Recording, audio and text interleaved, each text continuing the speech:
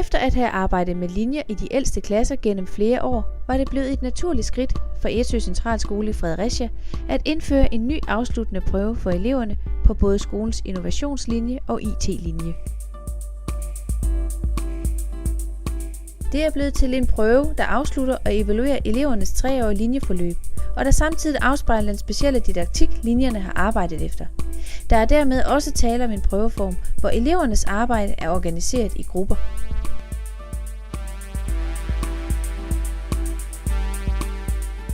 Den afsluttende prøve i innovation af IT er blevet en prøve, der tager udgangspunkt i en lokal virksomheds reelle problemstillinger, der dermed giver prøven mere autenticitet og nerve. Dette bliver styrket ved, at eleverne både bliver bedømt af deres lærere og repræsentanter for virksomhedens ledelse.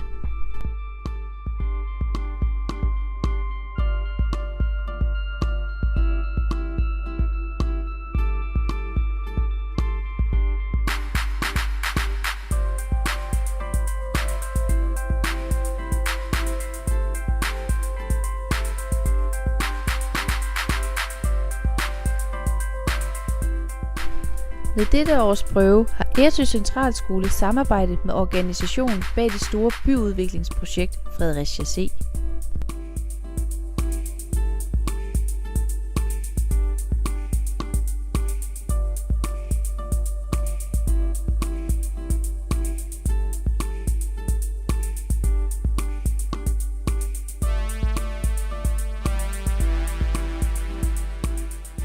Eleverne bliver bedømt på både deres evne til projektstyring, at gøre brug af forskellige idégenereringsværktøjer, for så gennem 4 dages grundig bearbejdning i arbejdsgrupper, at komme frem til konkrete nye løsningsforslag til virksomhedens problemstillinger. Problemstillingerne får dermed en reel merværdi for andre.